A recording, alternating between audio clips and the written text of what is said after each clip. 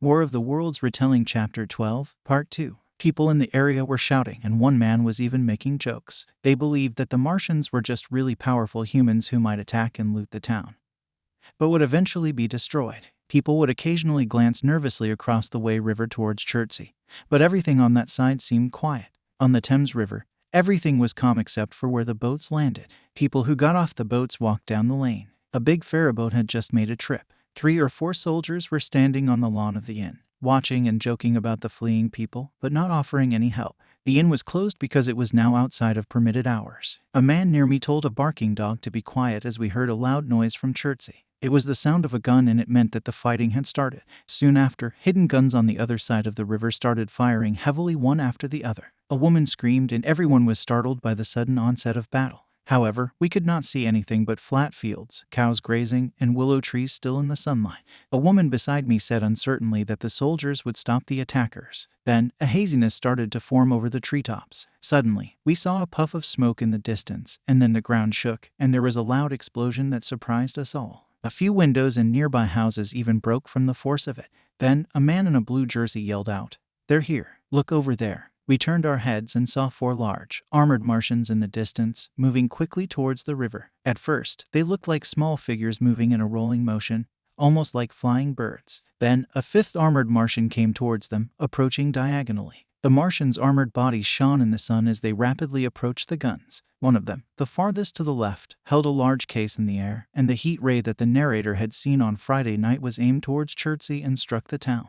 At the sight of these strange and terrifying creatures, the crowd near the water's edge was briefly frozen with horror. There was no screaming, only silence. Then a low murmuring sound and a shuffling of feet followed by the sound of splashing water as people began to flee. One man, too scared to drop the suitcase he was carrying, hit the narrator with it and sent him stumbling. A woman pushed the narrator and ran past him. The narrator, in his terror, thought about the heat ray and realized he needed to get under the water to survive. I shouted for everyone to get underwater, but nobody listened. I turned around and ran towards the Martian that was approaching us and went headfirst into the water. Other people followed my lead. A group of people in a boat also got out as I passed by. The stones on the ground were muddy and slippery, and the water was shallow, so I only went about 20 feet before the water was up to my waist. When the Martian was only a couple of 100 yards away, I dove under the water. The sound of people splashing into the river from the boats was really loud. People were landing on both sides of the river in a hurry. But the Martian didn't pay any attention to the people running around like crazy. When I raised my head above water, I saw the Martian's hood was pointed towards the batteries that were still firing across the river. As the Martian got closer, it released what looked like the generator for the heat ray.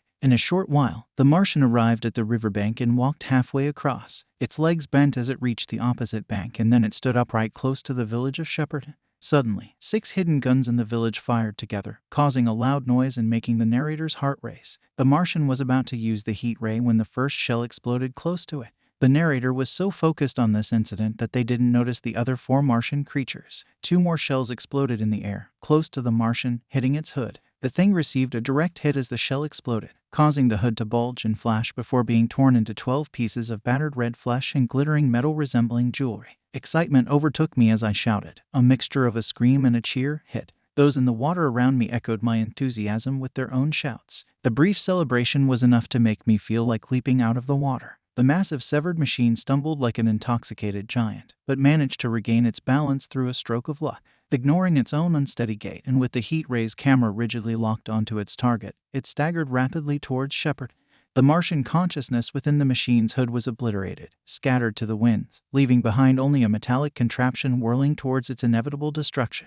With no means of guidance, it careened uncontrollably, striking the tower of Shepperton Church with the force of a battering ram. Desperately trying to evade an obstacle, it swerved off course and plunged into the river below with tremendous force, disappearing from my view. The deafening blast shook the air, sending a mixture of water, steam, mud, and shattered metal high into the sky. As the heat ray's camera struck the water, the liquid immediately vaporized into steam. Within moments, a massive wave of hot, muddy water surged upstream like a scalding tidal bore. Through the burning roar of the Martian machine's collapse, I could hear the faint screams and shouts of people struggling to reach the safety of the shore. For a moment, I disregarded my own safety and forgot the urgency of self-preservation. I waded through the tumultuous waters, shoving aside a man in black to get a better view around the bend. I could see 12 abandoned boats bobbing aimlessly in the chaos of the waves. Downstream, the fallen Martian machine came into view, sprawled across the river and mostly submerged. The wreckage was emitting thick steam clouds, and amidst the noisy and confusing swirls, I intermittently glimpsed the enormous limbs thrashing and churning the water, sending mud and foam into the air.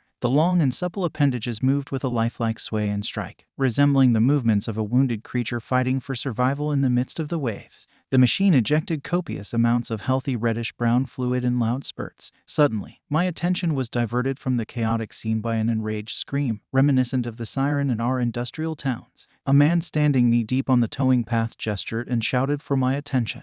As I glanced behind me, I observed the other Martians making their way towards me with colossal strides, descending the riverbank from the direction of Chertsey. The shepherd and guns made an attempt to fire, but to no avail. In response, I immediately plunged underwater and held my breath, enduring the agony of remaining still while swimming as far ahead as possible beneath the surface. The water churned and boiled around me and grew increasingly hotter. When I momentarily surfaced to gasp for air and wipe the water and hair from my eyes, I was enveloped in a swirling white mist of steam that initially obscured the Martians from view. The clamor was deafening. Gradually, their towering gray figures loomed into view, magnified by the mist. They had already passed me by, and 2 of them were crouched over the turbulent, chaotic remains of their comrade, standing in the water. The 3rd and 4th Martians flanked their comrade, with one positioned about 200 yards away from me and the other closer to Leyland. The generators of their heat rays were raised high, and their sizzling beams struck down indiscriminately in all directions. The atmosphere was filled with a cacophony of sounds, a chaotic symphony of noise that included the clamor of the Martians, the deafening crashes of collapsing buildings, the thud of trees and fences, and the crackling and roaring of flames. Thick black smoke billowed upwards to merge with the steam from the river, and as the heat rays swept back and forth over Weybridge, its impact was punctuated by bursts of blinding white light that immediately gave way to a swirling, smoky dance of incendiary flames. The nearby structures still stood, seemingly untouched and intact, looming darkly and eerily in the midst of the steam, with the fire surging back and forth behind them. I stood motionless for a moment, with the water rising to my chest and the heat becoming unbearable, feeling overwhelmed by my situation and resigned to my fate. Despite the overwhelming stench, I could discern the figures of my fellow river-goers emerging from the water amidst the reek, scurrying like little frogs from the advance of a predator, or running frantically up and down the towing path in a state of utter chaos. Suddenly, the white-hot beams of the heat ray began to lurch towards me. The houses dissolved and collapsed as they were struck, immediately bursting into flames, while the trees ignited with a deafening roar. The ray flickered up and down the path, engulfing anyone who crossed its path, and eventually came to rest at the water's edge, just 50 yards away from my position. As it swept across the river to Shepperton, the water in its wake boiled and churned, cresting with steam. At that point, I turned towards the shore. Within seconds, the enormous wave, now approaching the boiling point, crashed down upon me. I let out a piercing scream as I was scalded and blinded by the water, feeling incredibly anxious and disoriented. I staggered unsteadily through the water, struggling to keep my footing and make my way to the safety of the shore. With each step, I feared that I might trip or stumble, which would undoubtedly mean the end for me. Ultimately, I collapsed helplessly onto the wide, barren spit of land that marks the intersection of the Wey and Thames, fully visible to the Martians. I had no expectation other than certain death. I vaguely remember a Martian foot landing very close to my head, kicking up loose gravel as it struck and then lifting off again. I remember waiting anxiously for what felt like a long time, and then seeing the 4 Martians carrying their fallen comrades' debris away from me, sometimes visible and sometimes obscured by smoke. They seemed to be retreating across a vast expanse of river and meadow. Gradually, I realized that I had miraculously survived.